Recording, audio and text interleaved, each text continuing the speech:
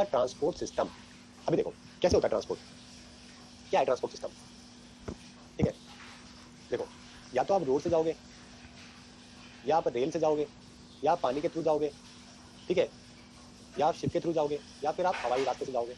इसके द्वारा जाने का कोई तरीका नहीं। रेलवे हैकर्स नेक्स्ट कोर्स क्या है, नेक्स्ट कोर्स में जो आपके लिए लेके आने वाला हूँ दोस्तों 1 तारीख के बाद से, वो मैं आपके लिए लेके आने वाला हूँ, ठीक है, कंप्लीट जीके और एनटीपीसी। उसके माध्यम से, शॉर्ट नोट्स के माध्यम से मैं आपको हिस्ट्री, ज्योग्राफी, पॉलिटी, ये सब आपको पढ़ाने वाला हूँ, ठीक है। और ये सारे के सारे शॉर्ट नोट्स होंगे, बिल्कुल शॉर्ट नोट्स, डिटेल में नहीं पढ़ाऊंगा, डिटेल में मैं भी एसएससी के अंदर पढ़ा रहा हूँ, बिल्कुल शॉर्ट नोट जो पेपर में आते हैं ना, बिल्कुल वैसे, ठीक है, समझ गए मेरी बात, वो पढ़ाने वाला हूँ, ठीक है। और ग्रुप डी वालों के लिए करंट अफेयर है जो कि मैं स्टार्ट करूंगा, करंट अफेयर, ठीक है। चलो आगे बढ़े। सबसे पहले रोड की बात कर लेते हैं दोस्तों। रोड नेटवर्क हमारा 46 लाख किलोमीटर का है, ठीक है, और दुनिया का सेकंड माना जाता है रोड जो अपना है, ठीक है, वो अपना दुनिया का सेकंड सबसे बड़ा है जो कि माना जाता है, ठीक है। और दुनिया में सेकंड है तो नंबर 1 पे कौन सा है, यूएसए है। नंबर 1 पे कौन है, यूएसए, ठीक है, ये बात भी ध्यान रखिएगा, ओके। यूएसए की अपने से भी काफी ज्यादा है, मतलब 1.5 गुना और ज्यादा मान लो, इतना ज्यादा है अपने, समझ गए मेरी बात। चलो, रोड दोस्तों हर एक देश की सबसे इंपॉर्टेंट कनेक्टिविटी होती है। जापान का सिंपल सा फंडा क्या है कि जापान में कभी भी कोई डिजास्टर आता है, कोई तूफान आया, आंधी आया, भूकंप आए, तो वो एक काम करता है कि रोड की कनेक्टिविटी तेज कर दो, अपना ट्रांसपोर्टेशन तेज कर दो, ट्रेन हो गई, रोड हो गई, सबका ट्रांसपोर्टेशन सुपर फास्ट कर दो। वहाँ पे एवरेजली 1 या 2 मिनट है जो कि ट्रेन लेट होती है, एवरेज है, अपने यहाँ पे 1 घंटा है, उनके यहाँ पे 1 या 2 मिनट है, समझ गए मेरी बात, ठीक है। और इसका फायदा क्या मिलता है, लोगों का टाइम बच जाता है, जो टाइम बचता है उसके अंदर वो लोग काम करते हैं, और कंपनी की ग्रोथ होती है, देश की ग्रोथ होती है, सब कुछ आगे बढ़ जाता है, समझ गए मेरी बात। तो ट्रांसपोर्टेशन तेज होना बहुत जरूरी है। आज दिल्ली से जयपुर जाने में 5-6 घंटे लग जाते हैं। अगर सोचो यही 1 घंटे में सफर पूरा हो जाए या 1.5 घंटे में हो जाए, तो कितने लोग होंगे जो कि दिल्ली में रहने के बजाय वापस घर आ जाएंगे और अपना जो टाइम बचेगा उसमें अपना वो और मेहनत करेंगे ऑफिस में, ठीक है, समझ गए। तो ये बड़ी समस्या है अपने देश में ट्रांसपोर्टेशन की। तो बुलेट ट्रेन इसीलिए बोलते हैं कि जापान की बड़ी जबरदस्त है।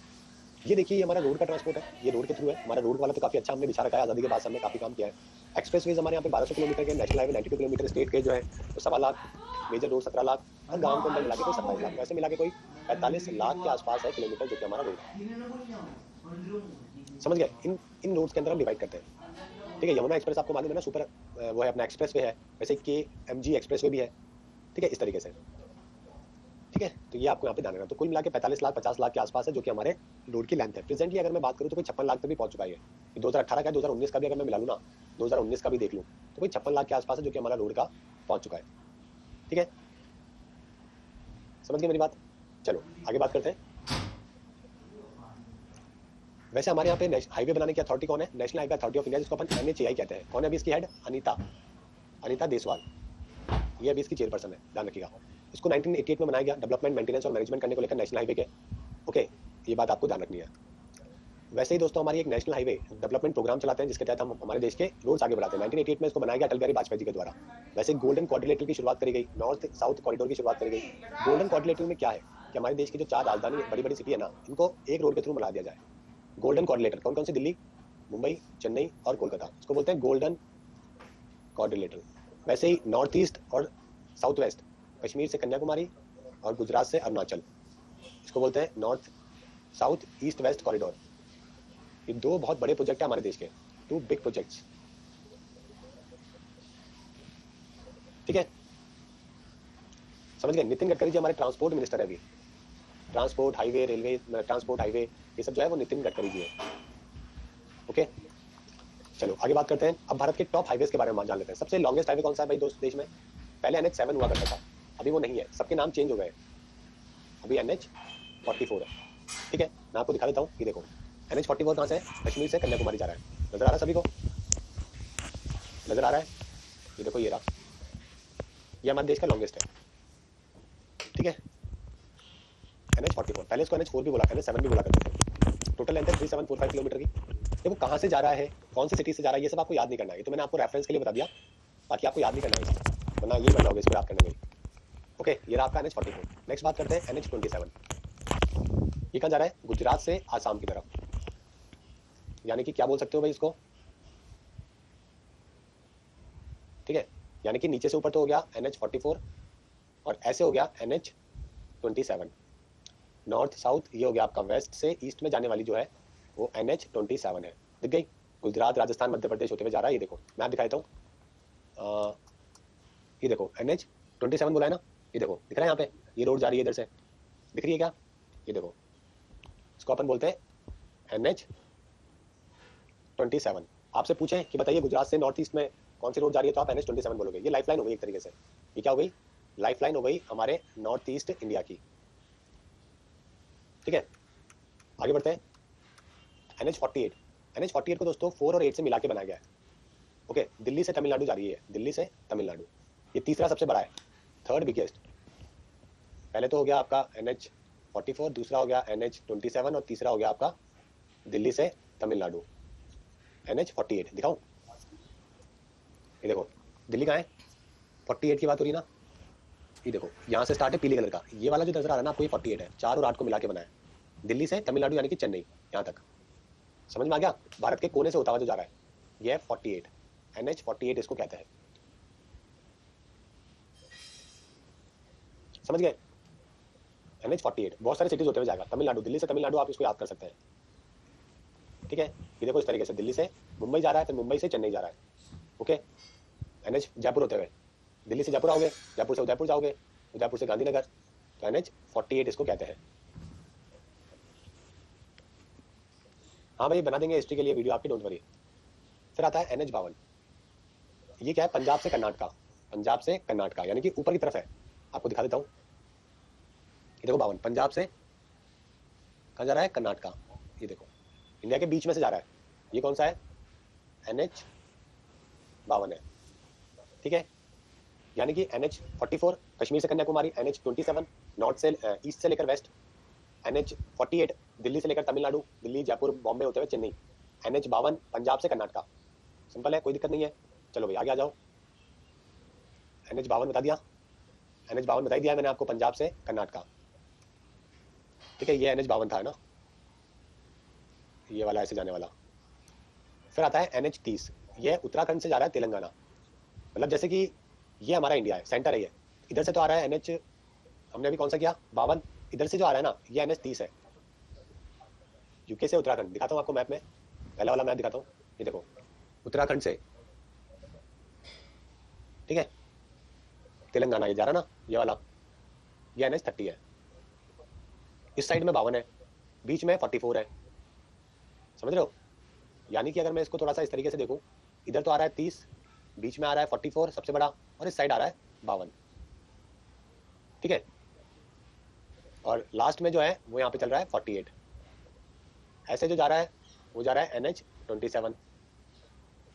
सिंपल सी बात है, कोई दिक्कत नहीं है। चलो भाई 30 हो गया। ये देखो golden triangle, golden coordinator, Delhi से मुंबई, मुंबई से चेन्नई, चेन्नई से कोलकाता। ओके, नेशनल हाईवे 6 आपके मेघालय से मिजोरम, बहुत ही छोटा सा है। लॉन्गेस्ट मैंने आपको बता ही दिया है NH44। सबसे शॉर्टेस्ट कौन सा है? ये तो आपके हो गया कश्मीर से कन्याकुमारी, NH47A। ठीक है, कोची टू वेलिंगटन, वेलिंगटन एक छोटा सा आइलैंड है जो कि केरला के अंदर है। न्यूजीलैंड वाला वेलिंगटन नहीं है कि आप न्यूजीलैंड भेज दोगे। ठीक है, NH6 मेघालय से मिजोरम। दिखा दो, ये देखो मेघालय कहाँ है? से मिजोरम, इस तरीके से जा रहा है, इसको NH6 कहते हैं। इधर आ रहा है वो कौन सा है? NH27। ठीक है, NH16 वेस्ट बंगाल से तमिलनाडु, बिल्कुल कोने कोने में NH16 वेस्ट बंगाल से तमिलनाडु। ये वाला जो है कोने वाला, ये NH16 है। इधर वाला कौन सा है? NH30 है, ये 44 है। ये वाला जो है 52 है, ये वाला जो है 48 है। समझ गए? ये छोटा सा जो है ये 6 है, ये जो बीच में से जा रहा है ये कौन सा है? 27 है। बस इतना तो इस तरीके से आपको याद करना है, सिंपल है। ठीक है, 46 ये सब याद मत करो, 66 ये सब इंपॉर्टेंट नहीं है, ये सब याद मत करो। ठीक है, ठीक है, 4-5 से याद कर लो, जो कि सबसे बड़े हैं वो सब देख लो। ऊपर के टॉप 5 याद कर लेना बस आप, टॉप 5, 10 मत करना, टॉप 5। सबसे स्मॉलेस्ट बताया ना NH47A, ये सबसे स्मॉलेस्ट है, कोची से वेलिंगटन। अब आते हैं वाटर ट्रांसपोर्ट के ऊपर। देखो जैसे हमारे हाईवेज होते हैं वैसे वाटरवेज भी होते हैं। सेंट्रल वाटर ट्रांसपोर्ट कॉर्पोरेशन की शुरुआत हुई 1967 में, कोलकाता में इसका हेडक्वार्टर है। और IWAI, inland waterway authority of India, inland waterway authority of India. Okay, ठीक है, ये बनाए गए हमारे देश में। समझ गए? यार एक चीज आपको, national highway authority of India, देखो एक चीज वो करो यार, मैंने यहाँ पे थोड़ा सा वो हो गया, कंफ्यूजन हो गया। NHAI के जो हेड है ना, मैं वापस से लिखता हूँ एक बार आपके लिए। NHAI के जो हेड है वो है सुखबीर सिंह, ये चेयरमैन है। और जो inland waterway authority of India है, इसकी अलग है, इसकी है जो फीमेल जिसकी मैं बात करता हूँ, अमिता प्रसाद, अमिता प्रसाद, ये चेयरमैन है इसकी, है ना। दोनों चेंज कर लेना यार एक बार, मेरे को क्या हाईवे का याद रहेगा, जब ये आया तब मेरे को याद आया कि वो तो उसकी थी। अमिता है, अमिता, अनिता नहीं है, अमिता है, ठीक है। देसवाल नहीं है, अमिता प्रसाद है, ठीक है, ध्यान रखिएगा। इसका काम क्या है, वाटरवे बनाना। देखो सबसे जो सस्ता तरीका होता है ना सामान भेजने का, सबसे चीप, सबसे सस्ता तरीका होता है कोई भी सामान को भेजने का, तो वो होता है वाटरवे के थ्रू, पानी के थ्रू। फिर होता है आपके रेल के थ्रू, फिर होता है हाईवे, और फिर होता है एयरपोर्ट, एयरवे। तो सिंपल सी बात क्या है, अगर सामान सस्ता आएगा तो आपको सस्ते में मिलेगा, तो इसको डेवलप करना बहुत जरूरी है। हमारे देश ने इसके ऊपर तो कभी ध्यान ही नहीं दिया। फॉरेन कंट्रीज में आप देखोगे कि जो रिवर्स है ना, वो इसलिए काम में आती है, ठीक है, समझ गए। इस तरीके से कार्गो जो है वो सामान से भेजा जाता है, तो बहुत सस्ता होता है। हमारे यहाँ पे अभी 5 NW है जो कि काम कर रहे हैं, वर्किंग के अंदर है। टारगेट तो 111 का है जो कि रखा गया था गवर्नमेंट ने, अभी फिलहाल वाली गवर्नमेंट ने, लेकिन आपको मालूम है कि 111 तो कोई 50 साल निकल जाएंगे तब भी नहीं बनेंगे इनसे। लेकिन अभी 5 जो है हमारे यहाँ पे काम कर रहे हैं। पहला है इलाहाबाद से हल्दिया, 1600 किलोमीटर का NW1, कौन सी नदी के ऊपर है, गंगा नदी पे। दूसरा है दुबरी से, सदिया से दुबरी, ये ब्रह्मपुत्रा के ऊपर है। तीसरा है कोलम से कोटापुरम, ये कहाँ पर है, केरला के अंदर। चौथा है काकीनाड से मराकानम, ये गोदावरी कृष्णा के ऊपर है। पांचवा है दोस्तों मंगलगिरी से पारादीप, और तलचर से धामारा, ये ब्राह्मणी और महानदी के ऊपर है, ठीक है। ये सब आपको याद करना है, मैं दिखाता हूँ। ये देखो, ये है पहला NW1, गंगा के ऊपर हल्दिया से इलाहाबाद, 1600 किलोमीटर का है। दूसरा है NW2, ब्रह्मपुत्रा के ऊपर दुबरी से सदिया, याद करना, पेपर में पूछते हैं, देखो। तीसरे की बात करते हैं, वेस्ट कोस्ट कैनाल कहते हैं इसको, वेस्ट में है ना, वेस्ट कोस्ट कैनाल, कोलम से कोटापुरम, केरला के अंदर। चौथा है दोस्तों ये वाला, गोदावरी कृष्णा के ऊपर काकीनाड से पुडुचेरी। और पांचवा जो है वो है ब्रह्मणी डेल्टा कैनाल, गोदा, ठीक है, तलचर वाले एरिया में, ब्रह्मणी के ऊपर। और छठा जो है वो बराक के ऊपर है, बराक नदी है, मेघालय के अंदर ही है, आसाम से त्रिपुरा के बीच में, छोटा सा यहाँ पे साइड, इसको NW6 कहते हैं, NW6, ठीक है,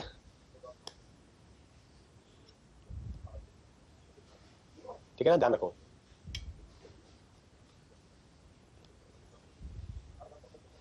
एक्सप्रेस वे देखो नॉन स्टॉपेबल होते हैं। बच्चे ने सवाल पूछा है कि एक्सप्रेस वे जो है उसमें और हाईवे में क्या अंतर है। देखो एक्सप्रेस वे और हाईवे में बहुत अंतर है दोस्तों, ठीक है। एक्सप्रेस वे जो है वो बहुत फास्ट होते हैं, उनकी लेन ज़्यादा होती है, समझ गए, उनकी लेन बहुत ज़्यादा होती है, और ठीक है, जैसे कि मिनिमम 100 की स्पीड है जो कि आपके होता है, हाईवेज के अंदर स्पीड थोड़ी कम होती है। तो इस तरीके से कुछ चीज़ें जो है आपको यहाँ पे ध्यान रखनी होती है, ठीक है, ठीक है।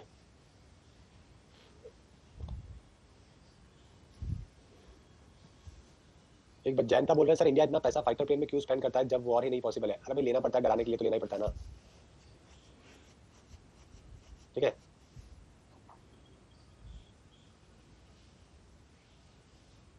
ये क्वेश्चन समझ में नहीं आ रहा, पुलक ने भेजा है, यहाँ पे आंसर आपका, ठीक है। चलो वाटरवे हो गया, ये देखो, ये रहा आपका NW1, गंगा भागीरथी के ऊपर, उस तरीके से ब्रह्मपुत्र, ये NW2, ये NW3, ये NW4, ये 5, ठीक है। ये हमारे देश के मेजर पोर्ट्स, हमारे पश्चिमी साइड में जो पोर्ट्स हैं वेस्टर्न कोस्ट पे, कौन कौन सा है, टाइडल पोर्ट गुजरात में, मुंबई में है दोस्तों, महाराष्ट्र में, ठीक है। मुंबई पोर्ट जो है वो सबसे बिजिएस्ट है, जवाहरलाल नेहरू पोर्ट सबसे फास्टेस्ट ग्रोइंग है। मारमागांव है गोवा में, मैंगलोर है कर्नाटका में, कोची है केरला में, ये नेचुरल है, ठीक है। ये देखो ये सारे पोर्ट्स हैं हमारे यहाँ पे। कांडला पोर्ट जिसका नाम बदल के क्या कर दिया गया, किसके नाम पे रखा था कांडला पोर्ट का नाम, हाँ, दीनदयाल उपाध्याय, ठीक है। ये सारे पोर्ट्स हैं हमारे यहाँ पे। उसी प्रकार से ईस्टर्न साइड में भी है, कोलकाता में पारादीप उड़ीसा, विशाखापट्टनम आंध्र प्रदेश, चेन्नई टूटिकोरिन तमिलनाडु, एन्नौर, ठीक है। एयर ट्रांसपोर्ट की बात करें दोस्तों तो JRD टाटा पहले पर्सन थे जिन्होंने लाइसेंस लिया था, मुंबई से कराची फ्लाइट उड़ाई थी 1931 में, पहले पर्सन जिन्होंने लाइसेंस लिया, प्राइवेट लाइसेंस। टाटा एयरलाइंस की शुरुआत हुई, ठीक है, तिरुवनंतपुरम से लेकर दिल्ली मुंबई के बीच में 35 में। बाद में सारी कंपनियों को नेशनलाइज कर दिया गया, इंडियन एयरलाइंस और एयर इंडिया को स्टार्ट किया गया। वायुदूत लिमिटेड स्टार्ट हुई 1981 में, प्राइवेट के तौर पर उसको इंडियन एयरलाइंस के साथ में मर्ज करके एयर इंडिया है जो कि बना दिया गया, ठीक है। ये पूरा हमारा एयर नेटवर्क है। ठीक है। International airport authority of India और जो national airport authority of India दोनों को मर्ज करके AAI बना दिया गया, airport authority of India. AAI जो है उसको बना दिया गया। ओके, और एयरपोर्ट अथॉरिटी ऑफ इंडिया की बात करें, ठीक है, तो ये हमारे देश में है जो कि अभी देखती है, जो हमारे एयरपोर्ट को सबसे ज्यादा जो विजिलेंस का काम है वो ये करती है। अरविंद सिंह AAI के चेयरमैन कौन है अभी? अरविंद सिंह, ठीक है, यहाँ पे लिख देता हूँ आपके लिए। हाँ, airport authority of India chairman Arvind Singh, ठीक है। जलज श्रीवास्तव पहले इसके हुआ करते थे, AWAI के हुआ करते थे, अभी नहीं है वो, समझ गए। और हमारे यहाँ पे सिविल एविएशन ट्रेनिंग कॉलेज जो है वो इलाहाबाद के अंदर है, national institute of aviation management and research Delhi में है। एयर सर्विस एग्रीमेंट हमने 103 कंट्री के साथ में किया हुआ है। 450 एयरपोर्ट हमारे देश में डेवलपिंग स्टेज में मिलाकर, ठीक है। Airport authority of India 125 manage कर रही है, बाकी इंटरनेशनल है, कस्टम वाले हैं, डोमेस्टिक हैं, सिविल हैं, डिफेंस वाले, इंटरनेशनल एयरपोर्ट वाले सारे के सारे नाम लिखे हुए हैं। ओपन एयर पॉलिसी हमने 1992 में स्टार्ट करी। ओके, इंटरनेशनल एयरपोर्ट कितने? 12 इंटरनेशनल एयरपोर्ट, जहाँ पे दुनिया के 105 देशों से हमने क्या कर रखा है, 103 कंट्रियों के साथ में हमने उसके फ्लाइट को लेके आते हैं और लेके जाते हैं। ये देख सकते हो आप, ये सारे हमारे इंटरनेशनल एयरपोर्ट है। अमृतसर, दिल्ली, जयपुर, इलाहाबाद, मुंबई, हैदराबाद, कोची, कोयम्बटूर। सबसे ज्यादा एयरपोर्ट कहाँ पर है? 4 एयरपोर्ट है केरला के अंदर, कोची है, त्रिवेंद्रम है ना, कैलीकट में है, और एक और है, ठीक है, एक और जगह पे है। ओके, तो 4 सबसे ज्यादा एयरपोर्ट कूनूर के अंदर, हाँ कूनूर के अंदर है। ओके, ठीक है। एक बच्चा बोल रहा है कि सर 5वें दिन के टेस्ट का टिकट लिया 5वें दिन टेस्ट में चला ही नहीं ठीक है, 5वें दिन टेस्ट मैच पहुंचा ही नहीं और बच्चे ने 5वां दिन का जो है वो टिकट ले लिया टेस्ट मैच का। कोई बात नहीं यार, होता है देश, ऐसा चोट हो जाता है। रंजन कौन है? संजीव रंजन, लवलेश मुझे नहीं पता कौन है, ठीक है। ये सारे एयरपोर्ट में आपको करवा चुका हूँ। एयरपोर्ट के जो नेम्स हैं वो मैं आपको अलग टॉपिक में करवा चुका हूँ दोस्तों। रेलवेज की भी बात कर लेते हैं। रेलवेज की बात करें तो दोस्तों one of the largest network है रेलवेज का, 1.25 लाख किलोमीटर का रेलवे का हमारा नेटवर्क है, ठीक है। कुछ फैक्ट्स रेलवेज के बारे में, जैसा कि हम सभी को मालूम है, पहली रेलवे ब्रिज बना मुंबई थाने, उसको बोलते हैं डापुरेल वायडक्ट। पहला टनल पारसिक टनल, घाट में रेलवे चली थालघाट और बोरघाट में। अंडरग्राउंड रेलवे मेट्रो कलकत्ता की। कंप्यूटराइज रिजर्वेशन सिस्टम दिल्ली में स्टार्ट हुआ। पहली इलेक्ट्रिक ट्रेन चली मुंबई से कुर्ला के बीच में 1925 में। टॉयलेट्स बने ट्रेन में 1891 में। शॉर्टेस्ट रेलवे स्टेशन IB है, नेम जो नाम है उड़ीसा का रेलवे स्टेशन का। लॉन्गेस्ट आप देख सकते हो तमिलनाडु का ही है, बैंकटा रामा सिंगा जुड़वा, पढ़ लेना आप अपने हिसाब से, ठीक है।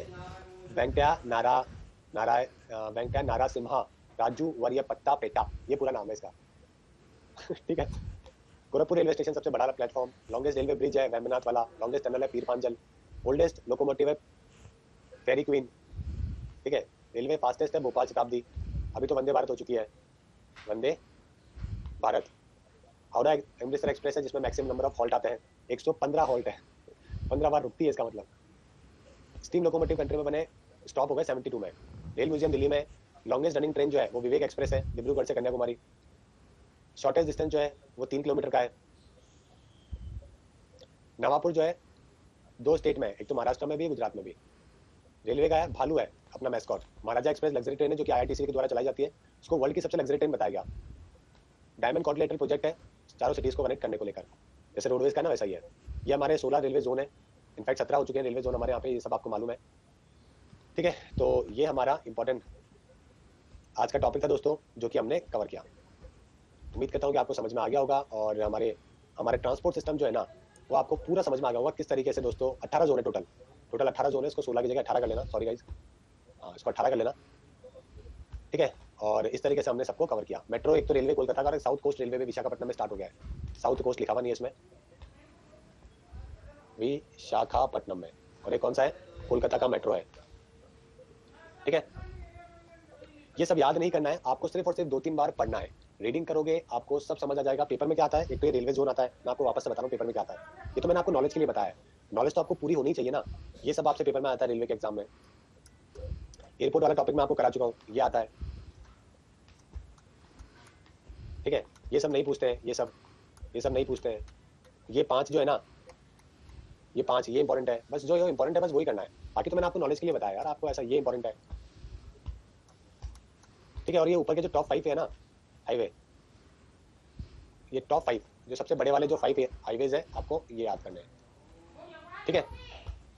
तो ये था आज का आपका इंपॉर्टेंट सेक्शन, बाकी कुछ भी इंपॉर्टेंट नहीं है। ओके, तो उम्मीद करता हूँ कि आपको समझ में आ गया होगा। हिंदी और इंग्लिश दोनों में लिखा हुआ है, जैसे पढ़ना चाहो वैसे पढ़ सकते हो।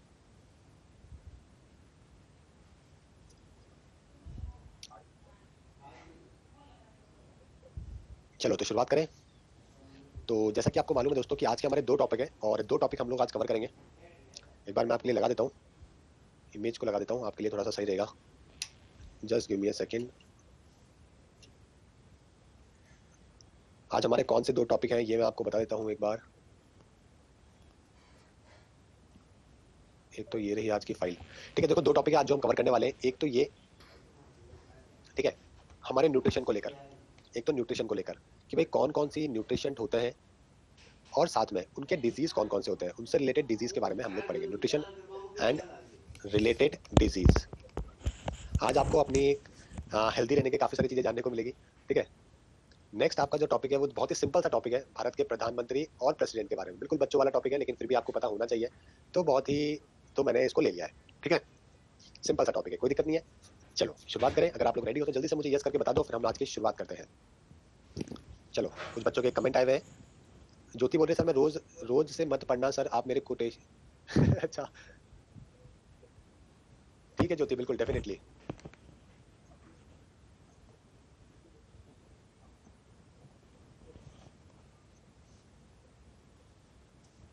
ठीक है, मैं देखो सबसे पहले बेसिक से बातें जानेंगे ना, सबसे इंपॉर्टेंट है कि बेसिक पता होना चाहिए सबसे पहले तो। ठीक है, ठीक है, बेसिक से पता होना चाहिए हर चीज आपको। आपकी बॉडी, ह्यूमन बॉडी, आपकी बॉडी में देखो होता क्या है, मैं आपको बिल्कुल एक छोटी सी बात बताता हूँ। आपके बॉडी में बिलियंस ऑफ सेल होते हैं, मानते हो? सबको पता है ना, सबको पता है ये बात। हर सेल के अंदर क्या होता है, एक रिएक्शन होती है। हाँ, बिलियन कम बोल दिया, ट्रिलियन होते हैं। ठीक है, बिलियन ट्रिलियन, ये लो एग्जाम्पल दिया था मैंने, आप दिल पे ले गए। ट्रिलियन 7 ट्रिलियन के आसपास है जो कुछ होते हैं। ठीक है, 7 ट्रिलियन के आसपास, ये लो। ठीक है, हर सेल में एक रिएक्शन होती है। रिएक्शन आपको मालूम होगी, बचपन में पढ़ी होगी। C6H12O6 plus 6O2 gives out 6CO2 plus 6H2O plus energy. ये आपके हर एक बॉडी के सेल में रिएक्शन होती है। आप खाना खाते हो, उसको अपन बोलते हैं ग्लूकोज। ये आपका खाना है जो आप 2 टाइम खाते हो। ऑक्सीजन लेते ही हो, ले रहे हो ना ऑक्सीजन अभी एनवायरमेंट से। जब ये खाना और ऑक्सीजन मिलते हैं तो हर एक सेल में एक रिएक्शन होती है। आपकी बॉडी में बनता है कार्बन डाइऑक्साइड, जो कि आप क्या कर देते हो, रिलीज कर देते हो। बनता है दोस्तों पानी। आपकी बॉडी अगर कुछ दिन तक पानी नहीं पियोगे तभी भी जिंदा रहोगे ना, तो पानी आपकी बॉडी में ऑटोमेटिकली रहता है कुछ दिनों के लिए। साथ में एनर्जी। ये एनर्जी दोस्तों आप काम में ले रहे हो। मैं अभी जो बोल रहा हूँ ना, ये एनर्जी के माध्यम से बोल रहा हूँ, तो ये वाली एनर्जी है। ठीक है, मैं अभी लिख रहा हूँ तो मैं इसको काम में ले रहा हूँ। ठीक है, समझ गए? इसको एटीपी के फॉर्म में बोलते हैं, एडिनो ट्राइफॉस्फेट। वो थोड़ा टेक्निकल हो गया, मैं टेक्निकल में नहीं जा रहा हूँ मैं। हाँ, एडिनोसिन ट्राइफॉस्फेट, वो उसमें इतना टेक्निकल नहीं जा रहा हूँ मैं, तो आपको बेसिक बात बता रहा हूँ। तो ये आपके हर एक सेल में, एवरी सेल में रिएक्शन होती है, तब जाके क्या होता है, आपकी बॉडी चलती है। अब देखो, अगर आपने ग्लूकोज नहीं लिया तो आपके ऑक्सीजन के साथ में कुछ मिलेगा ही नहीं, तो एनर्जी बनेगी नहीं। तो खाना खाना भी जरूरी है। ऑक्सीजन अगर नहीं मिला तो ये रिएक्शन होगी नहीं, तो आपकी एनर्जी बनेगी नहीं। यानी कि खाना भी जरूरी है और ऑक्सीजन भी जरूरी है, तभी जाके आपकी एनर्जी और बॉडी में पानी का फॉर्मेशन होगा। ठीक है, अब हमारा जो आज का टॉपिक है ना, वो इस ग्लूकोज को लेकर है, ये खाने को लेकर, इसके बारे में हम बात कर रहे हैं। ये जो खाना है ना, ये कौन सा खाना खाना है और कौन सा खाना नहीं खाना है, खाने में क्या है और खाने में क्या क्या अलग अलग तरीके की नहीं खाने पे बीमारियां होती है। ठीक है, समझ गए मेरी बात? ठीक है, समझ में आ गई किसी बात? तो खाने में आपको क्या खाना है और क्या नहीं खाना है, उसके बारे में हम बात करेंगे। आपको मालूम है दोस्तों, आपका जो फूड है ना, उसमें मेजरली 3 चीजें होनी चाहिए या मिलती है आपको। 3 इंपॉर्टेंट आपके, क्या बोल सकते हैं इनको, कंपोजिशन कह सकते हो, पैरामीटर्स कह सकते हो। जैसे कि एक तो हो गया कार्बोहाइड्रेट जिसको अपन कहते हैं।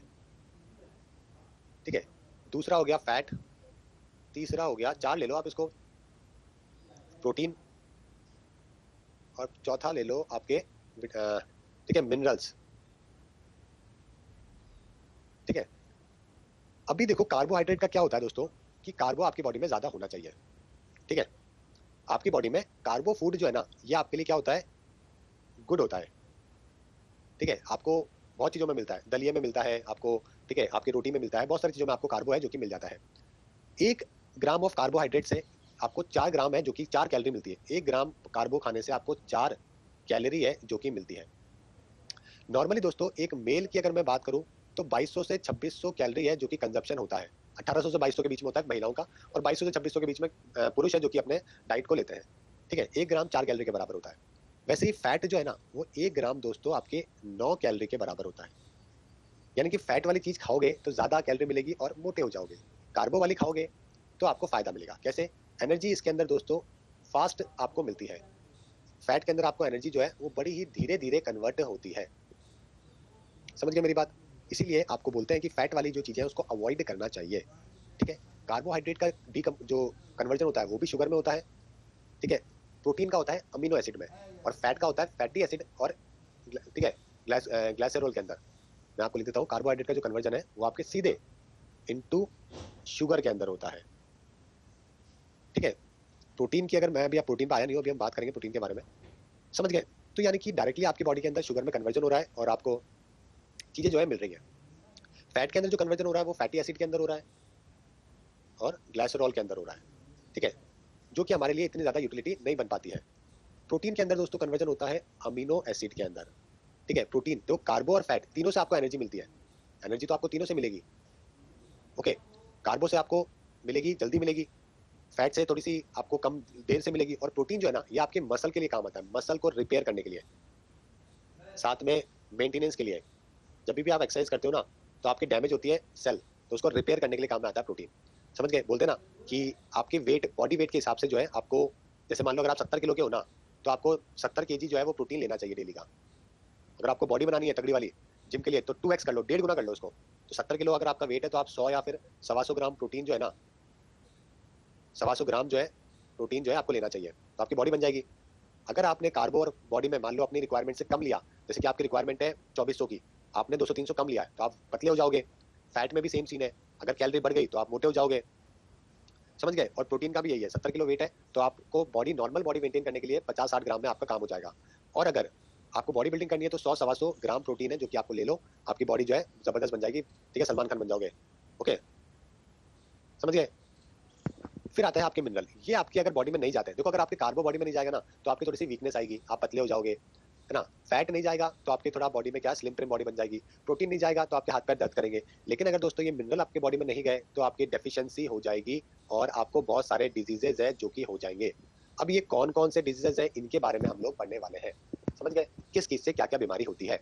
कार्बो से अगर दोस्तों अगर आपके नहीं गए तो आप पतले हो जाओगे, ठीक है, चलता है, कोई बात नहीं। फैट नहीं है, प्रोटीन नहीं है तो हाथ पैर दर्द करेंगे, चलेगा। लेकिन मिनरल नहीं गए तो आपकी बॉडी के अंदर समस्याएं हैं जो कि खड़ी हो जाएगी। समझ गए? ठीक है, कार्बोहाइड्रेट भी दो प्रकार के होते हैं, एक तो सिंपल होता है, कॉम्प्लेक्स होता है। सिंपल जो होता है वो आपके ग्लूकोज होता है ना, जो आप या फिर आपका जो चीनी खाते हो ना वो सिंपल कार्बोहाइड्रेट होता है। ओके, बॉडी के अंदर जल्दी से एनर्जी आपको अवेलेबल करवा देता है। कॉम्प्लेक्स वो होता है जिसको थोड़ा सा टाइम लगता है डाइजेशन होने में, कार्बोहाइड्रेट को। समझ गए? ठीक है, जैसे कि आपने बोलते हैं ना ब्रेड खा ली, पास्ता खा लिया, तो थोड़ा सा उसको टाइम लगेगा डाइजेस्ट होने में। ओके, समझ गए? ये होता है। उसी प्रकार से दोस्तों अगर मैं प्रोटीन की बात करूं तो मैंने 20 तरीके के अमीनो एसिड होते हैं। तो प्रोटीन किसमें डाइजेस्ट होगा? अमीनो एसिड में। लोग क्या करते हैं अक्सर जो है प्रोटीन पाउडर यूज करते हैं, तो वो क्या होता है, अमीनो एसिड ही होता है वो एक तरीके से, वो डायरेक्टली बॉडी में डिसॉल्व हो जाता है, आपको कन्वर्जन की जरूरत नहीं पड़ती है, तो आपकी बॉडी में जल्दी से वो यूटिलाइज हो जाता है। वो आपको एक तो बॉडी का पूरा प्रोसेस होगा और एक जो वो पाउडर फॉर्म होता है, तो अमीनो एसिड होते हैं तो डायरेक्टली बॉडी में जाके आपके बॉडी में काम करने लग जाते हैं। ठीक है, प्रॉब्लम बस ये होती है कि प्रोटीन जो है उसकी क्वालिटी कैसी होती है। विराट कोहली भी आपको लेता है प्रोटीन, सब लोग लेते हैं, लेकिन जो है कितनी आपकी एक्सरसाइज है। अगर आप नॉर्मल एक्सरसाइज करते हो तो आपको कोई जरूरत नहीं है, अगर आप बहुत ज्यादा एक्सरसाइज करते हो तो डेफिनेटली आपकी बॉडी में मेंटेनेंस की जरूरत पड़ती है। 20 अमीनो एसिड आपको नॉर्मल फूड से नहीं मिलते हैं। ठीक है, कुछ तो अमीनो एसिड है जो कि आपकी बॉडी में बन जाते हैं, लेकिन नियर बाय 9 ऐसे होते हैं अमीनो एसिड जो कि आपको बाहर से लेने पड़ते हैं। समझ गए? जिनको बॉडी में आना ही चाहिए, एसेंशियल अमीनो एसिड बोलते हैं। इन 9 जो हमारी बॉडी में नहीं बनते हैं वो उसको बॉडी में आना जरूरी है और ये आपको बाहर से लेने पड़ते हैं। इनका नाम होता है टेरोसोसिन, वायलाइन, ऐसे करके इनके नाम होते हैं। समझ गए? ठीक है, तो ये आपको बॉडी यहाँ पे बात ध्यान रखनी है। तो लेकिन प्रॉब्लम ये होती है कि मसल बिल्डिंग के अंदर क्या होता है, जैसे मैंने मसल नहीं बना रखी है क्योंकि मैं प्रोटीन नहीं यूज करता हूँ, क्योंकि मैं नॉर्मल एक्सरसाइज करता हूँ तो नॉर्मल डाइट के ऊपर मैं अपना फॉलो करता हूँ। ठीक है, अगर आपको बॉडी बनानी है, अच्छी बॉडी, ऋतिक रोशन टाइप बनना है, तगड़ी बॉडी बनानी है तो आप ले लो, लेकिन अच्छी क्वालिटी का लो ताकि आपकी बॉडी को नुकसान ना हो। ज्यादा प्रोटीन होने से भी बॉडी में नुकसान होता है ना, आपकी पथरी हो जाती है, आपके कैल्शियम बन जाता है, आपके ज्यादा प्रॉब्लम होती है ना प्रोटीन से भी। ठीक है, तो ये भी नहीं होना चाहिए, कम भी नहीं होना चाहिए, वरना हाथ पैर दर्द करेंगे। तो अगर आप नॉर्मल एक्सरसाइज कर रहे हो, अच्छी एक्सरसाइज कर रहे हो, अच्छी डाइट रखे हो तो आपको कोई दिक्कत नहीं है। ठीक है, समझ गए मेरी बात? इतनी बात आपको यहाँ पे ध्यान रखनी है। नॉर्मली बोलते हैं कि 0.8 ग्राम जो है ना पर किलोग्राम वेट के हिसाब से जो आप ले लिया करो। 0.8 ग्राम, जैसे मान लो 80 किलो है आपका वेट है तो आप 0.8 ग्राम ले लो पर किलो का। मैं लिख देता हूँ आपके लिए, जैसे कि प्रोटीन का जो मैंने यहाँ पे 70 किलो बोला ना, 70, तो ये तो थोड़ा ठीक है, इतना भी नहीं हो पा रहा है, तो आप 0.8 ग्राम ले लो अपनी बॉडी वेट का पर केजी के हिसाब से। 80 केजी के हो तो उसका 0.8 से मल्टीप्लाई कर दो, उतना ग्राम प्रोटीन आपकी बॉडी में जाना चाहिए। ठीक है, हाँ ठीक है, ये मैं आपको जनरली बात बताता हूँ। ओके, अर्नोल्ड श्वार्ज़नेगर बनना है तो फिर डबल कर दो उसको, 1.6 कर दो, बन जाओगे अर्नोल्ड। ठीक है, अब वो बात अलग हो गई। ठीक है ना, तो ये हो गया आपके कार्बो को लेकर। फैट भी मैंने आपको बताया दोस्तों, फैटी एसिड होते हैं और एसेंशियल फैटी एसिड भी होता है हमारी बॉडी में ना, वो डाइट को कंज्यूम करना जरूरी होता है। 7% नॉर्मल डाइट के अंदर फैट जो है वो होना चाहिए वैसे। ओके, और उसके अंदर कोई दिक्कत नहीं है। फैट ऐसा होता है कि ट्रांस फैट होते हैं, ठीक है, वो आपकी बॉडी के लिए सही नहीं होते हैं। अनसैचुरेटेड फैट होते हैं, सैचुरेटेड होते हैं। सैचुरेटेड आपकी बॉडी के लिए सही नहीं होता है, अनसैचुरेटेड जो आपकी बॉडी के लिए बढ़िया होता है। समझ गए? पीछे देख लिया करो कोई भी चीज खाने से पहले, अनसैचुरेटेड फैट लिखा हुआ है ना, मत खाया करो, वो अच्छा नहीं होता आपकी बॉडी के लिए। ठीक है, ठीक है दोस्तों, तो अब आते हैं दोस्तों मिनरल की तरफ। अपन देखते हैं मिनरल की वजह से कौन कौन सी बीमारियां होती है। मिनरल के अंदर दोस्तों विटामिन ए की बात करते हैं सबसे पहले।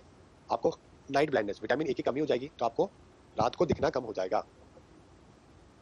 ठीक है, वैसे ही विटामिन B1 बेरी बेरी हो जाएगा। B2 से आपको एरिबोफ्लेविसिस करके एक डिजीज होता है, वो हो जाता है। विटामिन B3 से प्लेगिया। वैसे पेपर में ये पूछते हैं कि भाई बताइए प्लेगिया किससे होता है, तो आपसे को विटामिन बी आंसर करना पड़ेगा। B3 तो मैंने थोड़ा सा डिटेल में आपको बता रहा हूँ, ठीक है, बाकी पूछते हैं vitamin A B C D ऐसे ही है। विटामिन B5 की बात करें तो पेरिस्टेरिया होता है, B4 होता नहीं है ना, B8 भी नहीं होता है। B7 जो है, इससे क्या हो जाता है कि सूजन होती है और आपके आंत्रशोथ यहाँ पे जो आते होती है ना, इसमें प्रॉब्लम होती है। फिर विटामिन 9 और B12 की बात करें तो इससे एनीमिया, आपके खून की कमी हो जाती है। विटामिन C से स्कर्वी होता है और आपकी जो मसूड़े हैं इनमें सूजन आ जाती है। विटामिन D की वजह से रिकेट्स होते हैं, ठीक है, छोटे छोटे से दाने हो जाते हैं। विटामिन E की वजह से कम प्रजनन क्षमता। तो भाई अगर बच्चा बच्चा करने में किसी के भविष्य में समस्या आ जाए तो विटामिन E जो है ना, उसका कंजप्शन जो है बढ़ा देना। आपकी बॉडी में विटामिन E की जो है समस्या हो सकती है, फर्टिलिटी की प्रॉब्लम हो सकती है। समझ गए? ये आपकी बॉडी के अंदर ब्यूटी का भी काम करता है, आपको अच्छा स्किन विस्किन जो है बाकी सब चीज़ों में भी काम करता है। ठीक है, आपको सुंदर रखने में काम करेगा। ओके, और साथ में आपकी फर्टिलिटी को बढ़ाएगा। समझ गए मेरी बात? साथ में दोस्तों विटामिन E जो है ना, ये आपके और भी बहुत सारी चीज़ों में काम में आता है। ठीक है, हाँ, तो काफ़ी जगह पे आपको विटामिन जो है E आपके लिए काम में आता नहीं मिलेगा, आपको बहुत सारी चीज़ों में काम आता है। ओके, इसके अंदर एक्चुअली में विटामिन E में क्या होता है कि 8 सॉल्युबल कंपाउंड्स होते हैं, 8 फैट सॉल्युबल कंपाउंड्स होते हैं इसके अंदर। ओके, और डाइट के अंदर आपको नॉर्मली बोलते हैं कि विटामिन E मिल जाता है, जैसे कि आप नॉर्मल जो भी चीज़ें खा रहे हो ना इसमें, लेकिन कई बार ऐसा होता है कि बहुत सारे लोग होते हैं जो कि मैं ये नहीं खाऊंगा, मैं वो नहीं खाऊंगा, मैं ये नहीं करूंगा, मैं वो नहीं खाऊंगा, तो ये सारी चीज़ें जब होने लग जाती है तो आपकी बॉडी के अंदर डिफिशियंसी जो है वो धीरे धीरे बढ़ने लग जाती है। समझ गए? सोर्सेज की बात करें तो देखो, सोर्सेज आपके हैं, बादाम खा लो विटामिन E मिलेगा, ठीक है, बटर खा लो, बादाम का जो होता है वो खा लो, और पीनट का ऑयल होता है, आपकी मूंगफली होती है उसमें मिलता है आपको, पॉपकॉर्न में मिलता है आपको, पॉपकॉर्न में तो आपको 5 ग्राम मिल जाएगा, 5 mg मिल जाएगा 100 ग्राम में। समझ गए? 5 mg जो है वो 100 ग्राम में मिल जाएगा आपको। ठीक है, और नियर बाय आपको बोलते हैं कि 15-20 mg जो है आपकी बॉडी के लिए सफिशिएंट होता है पर डे। ठीक है, फिश के अंदर भी मिलता है, बटर में मिलता है, चीज में, एग में, चिकन में, इनमें तो थोड़ा कम ही मिलता है चिकन विकन में तो विटामिन ई, लेकिन आपको वेजिटेरियन वाली चीज़ों में ज़्यादा मिलता है। ठीक है, जैसे कि मैंने मूंगफली बताई आपको, सोयाबीन ऑयल हो गया, ऑलिव ऑयल हो गया, ओके, साथ में बादाम वादाम मैंने आपको बताई दिए, तो ये सब चीज़ों के अंदर आपको देखने को मिलता है। ठीक है, समझ गए? ध्यान रखोगे भाई? हाँ, भविष्य में याद हो जाए तो मेरी बात याद कर लेना, ऐसी कोई समस्या हो जाए तो। ठीक है, विटामिन के की बात करें तो इसमें क्लॉटिंग, रक्त का थक्का जम जाता है विटामिन के की कमी की वजह से। ओके, ठीक है, अब थोड़ा सा डिटेल में देख लेते हैं, मैं आपको सोर्सेज भी बता देता हूँ और आपको उनके नाम भी बता देता हूँ। पेपर में डायरेक्टली पूछते हैं विटामिन ए का नाम क्या होता है, तो रेटिनॉल होता है इसका नाम, इसका जो केमिकल साइंटिफिक नेम है इसका रेटिनॉल है। नाइट ब्लाइंडनेस मैंने आपको बता दिया, बाकी सब आपको याद नहीं करना है। ठीक है, और किस चीज़ से मिलता है? मिल्क से, चीज़ से, है ना, पपया से। विश्व रंजन बोल रहे हैं शादी के बाद खाने से क्या होगा, अभी से खा लो, तो भाई बिल्कुल डेफिनेटली भाई अभी से अपनी जो है चीज़ों को अभी से खाया, कोई दिक्कत नहीं है, डेली अपनी डाइट को जो है अच्छी तरीके से मैनेज किया करो, कोई दिक्कत नहीं है, तैयार रहो। ठीक है, ठीक है, एक बच्चा बोला सर आपके कितने पैक है, मेरे कितने पैक है यार, 4 5 6, 4 है नॉर्मल, एक्सरसाइज के टाइम पे 6 भी दिख जाते हैं, ऐसी कोई दिक्कत नहीं है। ठीक है, फैमिली पैक वाले लोग नहीं है अपन। ठीक है,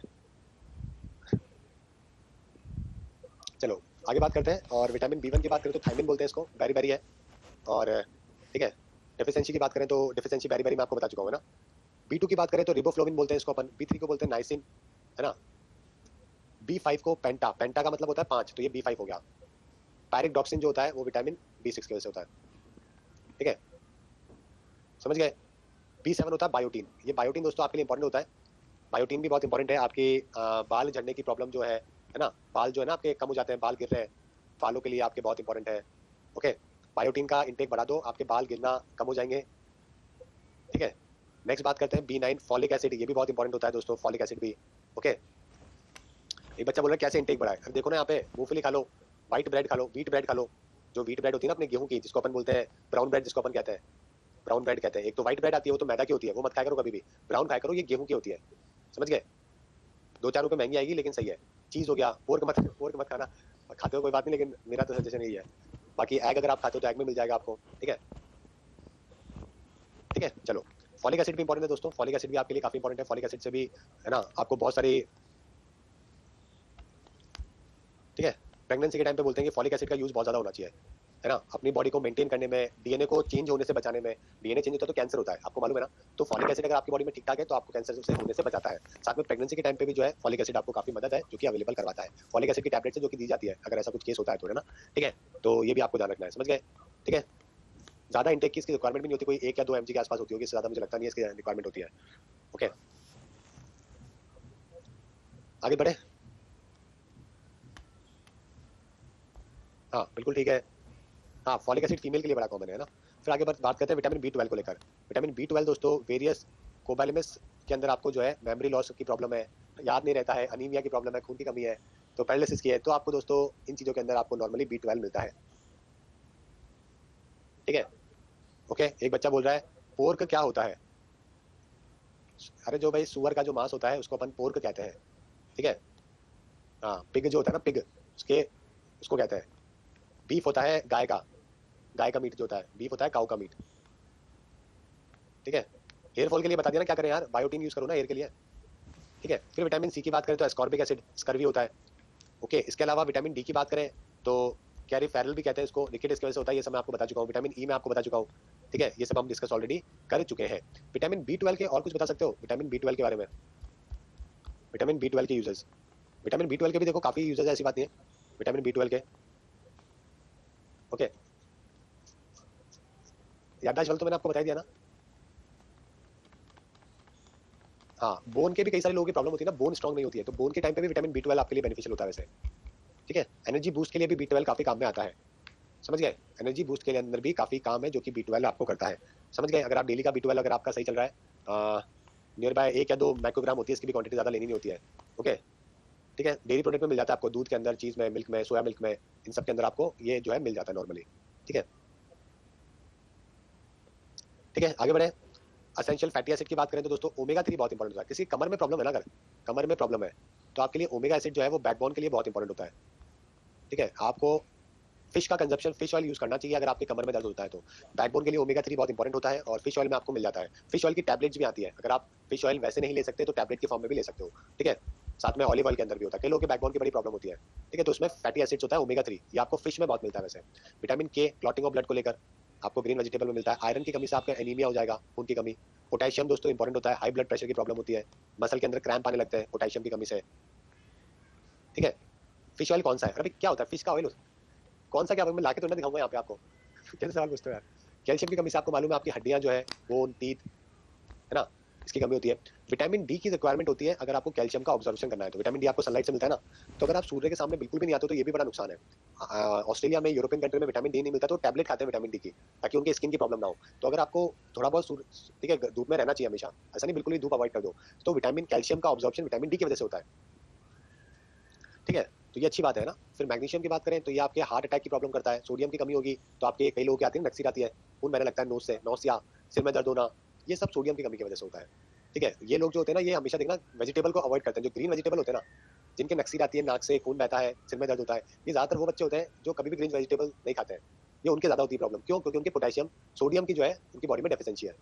क्लोरीन की बात करें, ठीक है, तो ये अल्का सॉसेज होता है, मतलब इसके अंदर क्या होता है कि आपके बॉडी के अंदर जो है ना, ठीक है, बॉडी के अंदर लिक्विड कंटेंट जो है वो अच्छी तरीके से जो है आपके रोटेट नहीं हो पाता है और आपकी बॉडी के अंदर प्रॉब्लम करता है, ठीक है। अल्काइन जो चीजें हैं आपकी बॉडी में, अल्कलिटी जो है ज्यादा होती है। देखो क्या होता है कि डाइजेशन नहीं हो पाएगा, अगर एसिड नहीं होगा बॉडी में, अगर आपके स्टमक में, तो डाइजेशन अच्छे से नहीं होगा। अल्काइन चीजें ज्यादा होंगी तो आपकी क्या हो जाएगा कि बोलते हैं ना, ठीक है, आप अच्छी तरीके से डाइजेशन प्रोसेस आपका नहीं हो पा रहा है, तो वीकनेस हो जाएगी, क्रैम्प आने लग जाएंगे। तो अल्काइन कंडीशन भी ज्यादा अच्छी नहीं है। ज्यादा एसिड भी नहीं होना चाहिए ज्यादा, ठीक है, आपके बेसिक भी नहीं होना चाहिए, दोनों न्यूट्रलाइज होना चाहिए। फॉस्फोरस की वजह से रैकेट्स हो जाते हैं, आयोडीन की वजह से ग्वाइटर, आयोडीन की कमी की वजह से, ठीक है। याद क्या करो हमेशा दोस्तों, रॉक सॉल्ट काम में लिया करो, रॉक सॉल्ट, एक्चुअली नॉर्मली आपकी बॉडी में जो है ना आयोडीन तो बोलते हैं नमक खाओ, तो ज्यादा नमक नहीं खाना चाहिए, बॉडी में नुकसान करता है आपके, ठीक है। रॉक सॉल्ट होता है ना जिसको सेंधा नमक बोलते हैं, सेंधा नमक आपकी बॉडी के लिए अच्छा होता है, नॉर्मल जो आयोडीन युक्त शुगर होता है वो अच्छा नहीं होता है, ध्यान रखा करो, ठीक है। ओके, नमक की जो मैन्युफैक्चरिंग होती थी वो 50 पैसे पर केजी इतने रुपए का मिलता था। एक तरीके से गवर्नमेंट ने क्या किया, मतलब ब्रिटिशर्स की बात थी, ब्रिटिशर्स ने जो है वो एक तरीके से मिथ फैलाया कि लोगों में आयोडीन की कमी है। उसके बाद लोगों ने क्या किया, 20 रुपए तक इसको पहुंचा दिया, 20 रुपए केजी। हालांकि आयोडीन होना जरूरी है, लेकिन इतना ज्यादा पहुंचाया कि 1 रुपए का 20 रुपए 15 रुपए पहुंचा दिया, जबकि इसकी रेट बड़ी कम होती है। नमक आपको मालूम है यार, ठीक है इतना। प्रोटीन की बात करें, प्रोटीन की कमी से आपको कवाशिकोर होगा, प्रोटीन एनर्जी मरसमस होगा, प्रोटीन एनर्जी की कमी है तो ये सारे आपके डाइट था, ठीक है। तो उम्मीद करता हूं कि आपको सब कुछ पता लग गया होगा डाइट को लेकर। दोस्तों जल्दी से मुझे यस और नो करके बताइए कि आपको सब कुछ समझ में आ गया क्या। काफी चीजें हमने डिस्कस करी, ठीक है, ठीक है, जल्दी से बताओ भाई, ठीक है, जल्दी से बताओ। चलो वेरी गुड दोस्तों, चलो काफी बच्चों को यहाँ पे समझ में आ गया। तो ये देखो होता क्या है कि अगर आपकी बॉडी के अंदर कोई भी प्रॉब्लम होती है ना तो उसका कोई ना कोई कारण होता है, समझ गए, उसका कोई ना कोई कारण होता है, तो वो कारण पता करना बहुत जरूरी होता है अगर आपको कोई भी प्रॉब्लम है तो, ठीक है। ज्योति ठीक है भैया, पढ़ लूंगा आपका मैसेज। एक बच्चा बोल रहा है सर मेरी नई गर्लफ्रेंड बहुत वीक है, उसको खिलाओ भाई, उसको कार्बो इंटेक ज्यादा करो उसकी बॉडी में। अगर कोई बहुत वीक है ना, पतला है, तो उसकी कैलोरी जो है वो बढ़ा दो, कैलोरी इंटेक जो है उसका इंक्रीज कर दो, 200 400, ठीक है, ग्राम जो कैलोरी है ना वो बढ़ा दो। और लाइट एक्सरसाइज करवा लो, लाइट एक्सरसाइज। लाइट एक्सरसाइज से क्या होगा कि जो खा रहे हो ना आप उसका डाइजेशन होने लगेगा, बैठे बैठे खाते रहोगे तो डाइजेशन अच्छी तरीके से नहीं हो पाएगा। लाइट एक्सरसाइज करो और बढ़ा दो। कई लोग होते हैं जिम में जाते हैं, ठीक है, फुल एक्सरसाइज करते हैं फिर भी पतले नहीं होते, क्या कारण है, क्योंकि वो बाहर आके अपना फूड के ऊपर कंट्रोल नहीं करते। अगर आप दिन की मान लो पहले आप 2500 कैलोरी लेते थे, ठीक है, 2500 कैलोरी लेते थे अगर आप फॉर एग्जांपल, और आपने जिम जाने के बाद, ठीक है, 200 कैलोरी बढ़ा दी, प्लस कर दी, और एक्सरसाइज में आपने क्या किया, 200 कैलोरी बर्न कर दी, तो फर्क क्या पड़ा, कोई फर्क नहीं पड़ा ना, बात तो वही की वही हो गई, इतनी एक्सरसाइज कर लो कोई फर्क नहीं पड़ेगा। आपको करना क्या चाहिए, अगर आपको पतला होना है तो आप कैलोरी का इंटेक जो है उसको तो उतना ही रखो, लेकिन एक्सरसाइज ज्यादा करो, तो आपकी फैट जो है वो बर्न होगा। और अगर आपको डाइट भी लेनी है तो आप जो है वो जो है लिक्विड डाइट लो, और ऐसी डाइट लो जिसके अंदर फैट ना हो। सब कैलोरी का खेल है। अगर आपको बढ़ाना है, मोटा होना है, बॉडी बनानी है, तो कैलोरी इंटेक बढ़ा दो, एक्सरसाइज को थोड़ा सा लाइट कर दो, प्रोटीन इंटेक बढ़ा दो, आपकी बॉडी बढ़िया हो जाएगी। ओट्स खा लो, ठीक है, इस तरीके सेवन। देखो डाइट आपकी बॉडी बिल्डिंग के अंदर जो है ना वो 70% जो है वो आपका डाइट होता है। आप डाइट क्या ले रहे हो, एक्सरसाइज तो मात्र 30% ही मैटर करती है। एक्सरसाइज आप कितना ही कर लो, समोसे खा लिया ना, बाहर आके समोसे चेप रहे हो, अंदर एक्सरसाइज करो, कोई मतलब नहीं है, ठीक है, कितना ही खा लो, समझ गए। लोग जो है बियर पी रहे हैं, एक्सरसाइज कर रहे हैं, अरे भाई बियर के अंदर कैलोरी देखो भाई कितनी ज्यादा मिल रही है आपको, ठीक है। तो लोग पतले इसलिए नहीं होते कि लोगों का को पता नहीं है, बेसिक अंडरस्टैंडिंग ही नहीं है कि लोगों की कैलोरी का कैसे करना है मैनेजमेंट, ठीक है। चलो आगे बात करें। अब प्रधानमंत्रियों के बारे में ये तो खुद पढ़ लोगे क्या यार, ये तो बहुत सिंपल सिंपल है, मैंने पूरी लिस्ट दे रखी है प्रेसिडेंट की और प्राइम मिनिस्टर की, ये तो खुद कर लोगे क्या, कुछ भी नहीं है इसके अंदर, लिस्ट है पूरी की पूरी, मैंने लिस्ट दे दी है, रीडिंग कर लेना एक बार, बोरिंग है कुछ भी नहीं है, ठीक है। मोदी जी आ गए देखो लास्ट में, ठीक है, 2024 तक ठीक है, तो ठीक है, ओके, मजा आया क्लास के अंदर, काफी कुछ आपको सीखने को मिलेगा, और ये सब पढ़ लेना यार, ये सब खुद कर लेना, कुछ भी नहीं है इसमें, बेसिक अंडरस्टैंडिंग है, और रीडिंग रीडिंग करनी है इसके अंदर, ठीक है ना। चलो तो कल वापस मिलते हैं सेम टाइम सेम प्लेस, और ठीक है, मजा आया अगर पढ़ने में तो जल्दी से मुझे बता दो भाई, क्या यस कर दो। डाइट यहाँ पे बहुत सारे